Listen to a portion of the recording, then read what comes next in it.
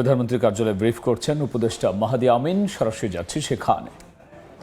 যেমন বেশ কিছু ইকোনমিক জোন রয়েছে, বেজার রয়েছে, বেবজা রয়েছে, সেগুলোতে কিভাবে আরও বেশি বিনিয়োগ আকৃষ্ট করা সম্ভব হয়, যেখানে জটিলতা রয়েছে সেটাকে আরও সহজতর কিভাবে করানো হয়, এগুলো নিয়ে প্রাইভেট সেক্টরের সাথে মাননীয় প্রধানমন্ত্রী আজকে আলোচনা করেছেন এবং সংশ্লিষ্ট বিভিন্ন মন্ত্রী, প্রতিমন্ত্রী, উপদেষ্টা এবং বিভিন্ন দপ্তরের প্রধান ওনাদের মতামত দিয়েছেন।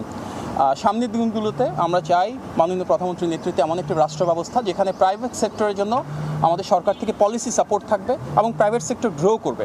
তার জন্য একটা pro business, pro investment budget আমরা দেখেছি এবং সেই বাজেটের বহিঃপ্রকাশ হিসেবে আমরা সেগুলো নীতিমালাগুলোকে বাস্তবায়ন করব, যার মূল উদ্দেশ্য হবে বাংলাদেশে যে বিপুল পরিমাণ ডেমোগ্রাফিক ডিভিডেন্ড রয়েছে, অর্থাৎ আমাদের প্রচুর তারুণ্য এবং নারী রয়েছেন যারা কর্মসংস্থান এবং আত্মকর্মসংস্থানের জন্য প্রস্তুত, ওনাদেরকে আমরা আরও কীভাবে বিকশিত করতে পারি।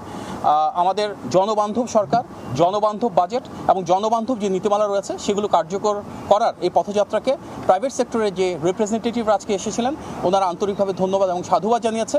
এবং আমরা বিশ্বাস করি মাননীয় প্রধানমন্ত্রী সবসময় যেটা বলেন, করব কাজ গর্ব দেশ, সবার আগে বাংলাদেশ, সেই নীতিকে ধারণ করে বাংলাদেশের স্বার্থকে প্রাধান্য দিয়ে বাংলাদেশের মানুষের কীভাবে কল্যাণ হয়, জনগণকে কীভাবে আমরা আরও বেশি ক্ষমতায়িত করতে পারি, তার জন্যই আজকের আলোচনা।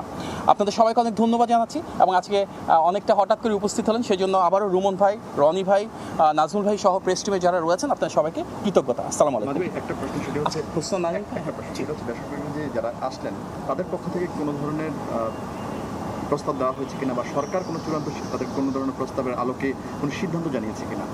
যেমন প্রায় অনেকগুলো বিষয় নিয়ে আলোচনা হয়েছে, পরবর্তীতে সংশ্লিষ্ট দপ্তর থেকে বিস্তারিত জানানো হবে।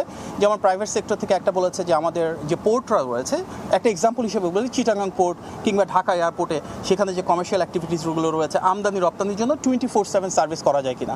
মাননীয় প্রধানমন্ত্রী তাৎক্ষণিকভাবে নির্দেশনা দিয়েছেন এবং সরকারের সকল দপ্তর মিলে নিশ্চিত করবে সামনের দিনগুলোতে যে বাংলাদেশের প্রতিটি পোর্ট যেন 24 ঘন্টা সার্ভিস প্রোভাইড করতে পারে। ইম্পোর্ট এক্সপোর্টকে আরও কীভাবে ফাস্টেনার করা যায়, আরও কীভাবে এক্সপেডিয়েট করা যায়, এরকম বেশ কিছু সেক্টরে বেশ কিছু পলিসির ক্ষেত্রে প্রস্তাবনা এসেছে। মাননীয় প্রধানমন্ত্রী তাৎক্ষণিকভাবে আলাপ আলোচনার ভিত্তিতে কিছু সিদ্ধান্ত দিয়েছেন। মূল উদ্দেশ্য ব্যবসাকে আরও সহযোগীকরণ করা, বিনিয়োগকে আরও প্রবৃদ্ধির মাধ্যমে বাড়ানো এবং বাংলাদেশের জন্য বিপুল পরিমাণ কর্মসংস্থান সৃষ্টি করা। আপনার সবাইকে ধন্যবাদ।